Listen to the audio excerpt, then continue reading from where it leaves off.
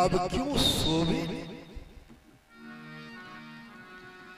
हम लोगों का यहाँ घर नहीं है, हम लोग तो यहाँ मुसाफिर के रूप में आए। लोग पंजाब दिल्ली जाते हैं, 6 महीना साल भर में घर आते हैं।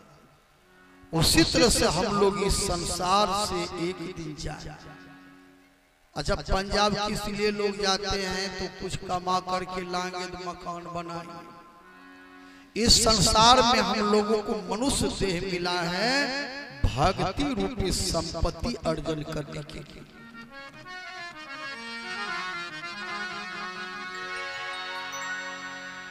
भगवान श्री कृष्ण कह रहे हैं द्रौपदी से बहन, भीष्म पितामह एकांत में बैठ करके ध्यान कर रहे हैं। तो द्रौपदी बोले कि हे प्रभु, भीष्म पितामह सोते नहीं हैं क्या? कहा साधक लोग जो होते हैं, जब दुनिया के लोग सो जाते हैं तब साधक जग करके ध्यान करते हैं। भीष्म पितामह सोए नहीं हैं, ध्यान कर रहे हैं, जाओ आशीर्वाद ले। द्रौपदी बोली भैया अकेली कैसे जाऊंगी? तो भगवान ने कहा चलो हम भी चलते। आगे आगे द्रौपदी, पीछे पीछे कृष्ण भगवान चले। कुछ दूर गए थे तो द्रौपदी के पैर में कीमती जूती पहनी हुई थी। भगवान ने कहा बहन, बड़े लोगों को प्रणाम करने के लिए जाओ तो जूती पहन करके नहीं जाना चाहिए। जूती चप्पल पहनकर प्रणाम करने के लिए नहीं जाना चाहिए। जूती चप्पल पहनकर भोजन नहीं बनना चाहिए। जूती चप्पल पहनकर भोजन करना नहीं चाहिए। जूती चप्पल पहनकर भोजन कराना नहीं चाहिए। जूती चप्पल जो है घर से बाहर ही रहना चाहिए। वैसे तभी पश्चिमी सभ्यता में लोग चल रहे हैं, जहां बिछावन है वहीं पर भोजन करते हैं। ये पश्चिमी सभ्यता है। जो चप्पल जूती अंगना में है वही पहन करके घर भी जाते। लेकिन भगवान सचेत कर रहे हैं कि शुचियाचार, शिष्टाचार, सदाचार का पालन करना चाहिए। द्रौपदी बोली भैया क्या करूं, कीमती जूती है, कहां रखूं? भगवान ने कहा जूती तुम खोलो, हम रख देते हैं, खाली पैर चलो और भीष्म पितामह से आशीर्वाद प्राप्त करो।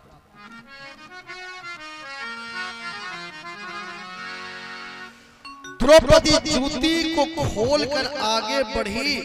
कृष्ण भगवान अपना मान टले तो टल जाए, लेकिन भक्त के मान को कैसे टलने देते? भगवान श्री कृष्ण दोनों जूती को लेकर पीताम्बरी में बांध कर कंधे पर उठा करके चल दिया। देखिए, जो भगवान का भजन करते हैं, जो शरण में लग जाते हैं, भगवान उनकी रक्षा करते हैं।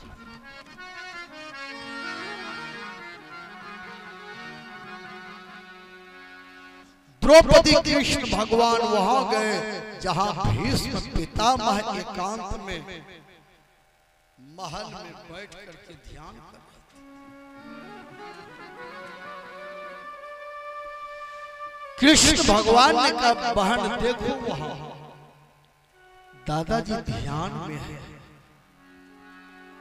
जाओ घूंघट लगाकर हाथ जोड़कर खड़ी हो जाओ।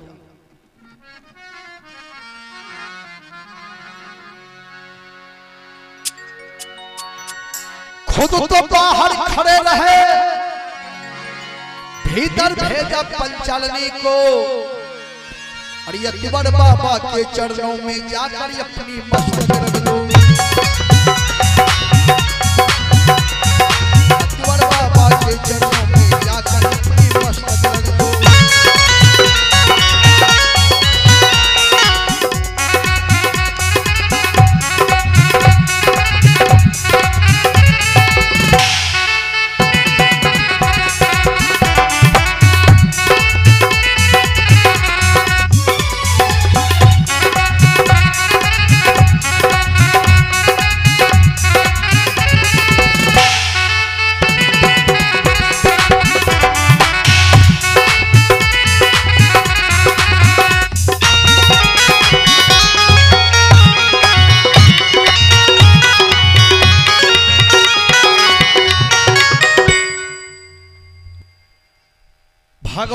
श्री कृष्ण बाहर ही रहे, द्रौपदी से कहा जाओ देखो भीष्म पितामह ध्यान मग्न है, सर झुका करके खड़ी हो जाओ।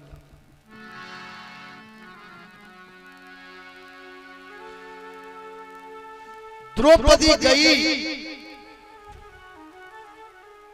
घूंघट को लगाकर हाथ जोड़ करके खड़ी हो गई।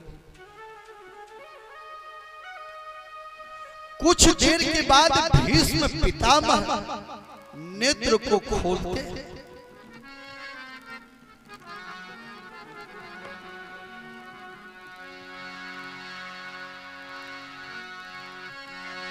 अर्धरात्रि के बेला में भीष्म की लगी समाधि थी,